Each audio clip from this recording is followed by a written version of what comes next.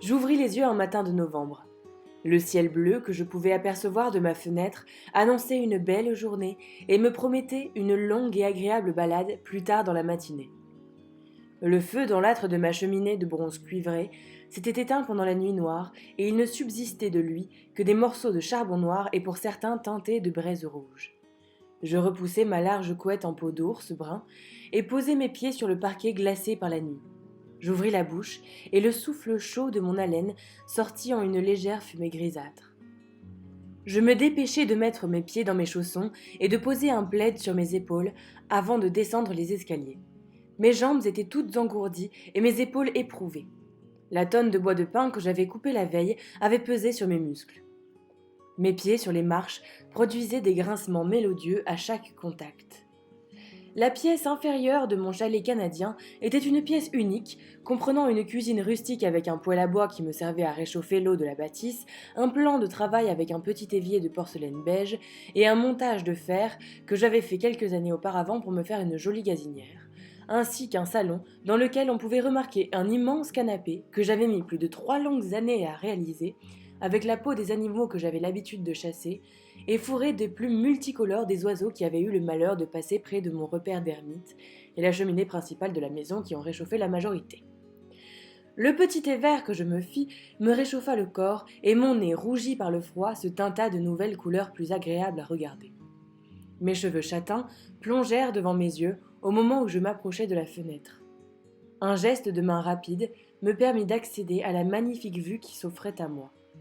Le paysage habituellement si splendide et coloré était recouvert d'un voile blanc et épais, ce voile même pour lequel j'avais décidé de m'exiler en ce lieu silencieux. Il rendait ce paysage à mes yeux encore plus impressionnant et attractif.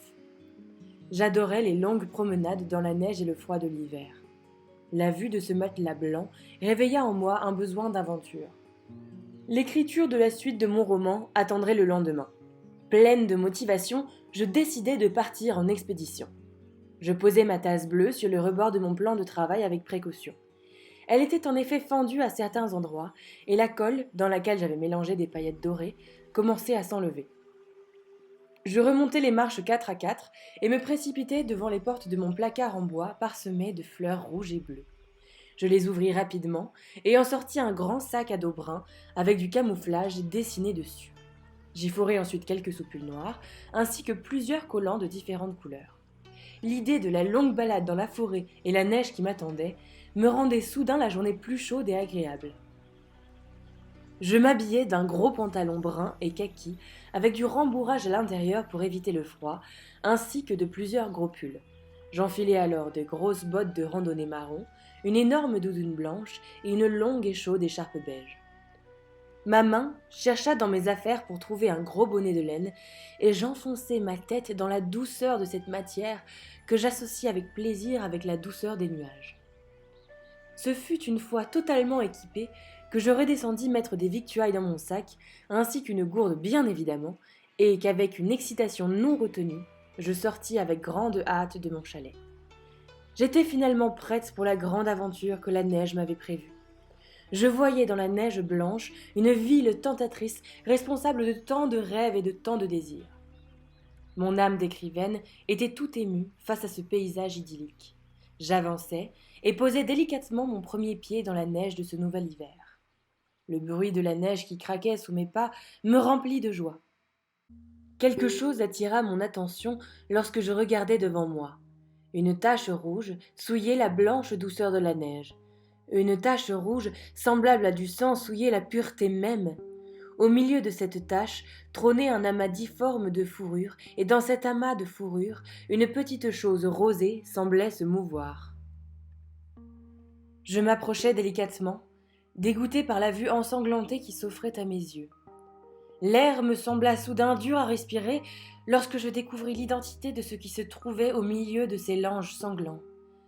Un tout petit humain y dormait, agité par un sommeil qui semblait être tout le contraire de réparateur. Ses petits poings remuaient dans le sang et ne cessaient de se fermer et de s'ouvrir avec la frénésie de quelqu'un qui désire plus que tout attraper quelque chose de solide, quelqu'un qui désirait plus que tout être en sécurité dans des bras chauds et confortables.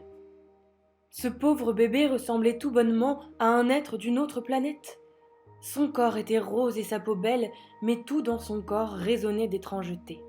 En y regardant bien, seuls 4 doigts trônaient sur ses mains, et une immense queue sans poil et terminée par une griffe sortait de son coccyx et entourait son corps, probablement pour réchauffer ce corps si fragile. Comme poussé par un instinct incompréhensible, je me penchai sur le lange et observai la créature qui se trouvait en face de moi. Ses jambes, qui étaient bien roses au niveau du fémur comme le reste de son corps, se fonçaient en dégradé et ses pieds étaient totalement noirs et terminés pour leur part de 6 orteils tout petits et potelés. Un étrange tatouage entourait son nombril de motifs tribaux noirs. S'il m'étonna au premier regard, l'enfant devant mes yeux me sembla soudain beau et harmonieux. Son être semblait être une perfection évolutive. Il ouvrit les yeux ce midi de novembre. Son regard était d'un gris si pâle qu'il semblait translucide. Il me regarda intensément. Sa queue se déroula lentement de son frêle corps et vint délicatement s'enrouler autour de mon poignet comme pour réclamer de l'aide. Lui qui semblait si agité dans son sommeil était désormais si calme. Je posai mon sac sur la neige blanche qui n'était pas tachée de sang et passai, avec le plus de précaution possible, mes mains autour de la taille du bébé. Je le soulevai, et alors que ses petits bras m'enserraient le cou, sa queue lâcha mon poignet et fit le tour de ma taille pour assurer sa sécurité. En laissant mon sac brun derrière moi, je me dirigeai vers la porte de mon chalet et la poussai en tentant de faire le moins de remous possible afin de ne pas faire peur à l'enfant dont la griffe qui terminait sa queue se trouvait désormais au niveau de mon rein. J'ouvris immédiatement les vannes pour faire couler un bain dans la salle de bain de l'étage et je montai les mêmes escaliers que j'avais descendus avec tant d'empressement quelques dizaines de minutes auparavant. En arrivant devant le bain, je me rendis compte que le bébé s'était endormi. Je le réveillai en lui caressant doucement le dos et tentai de le glisser dans l'eau délicatement chauffée. Il résista et je compris. Je me déshabillai lentement, tout en le tenant contre ma peau nue et violacée à cause du froid, et entrai dans le bain en le serrant contre moi. Nous nous endormîmes ainsi dans l'eau transparente, ensemble. J'avais rencontré le petit ange qui allait devenir mon fils. Sais-je qui il est, ce petit amour étrange ? Non.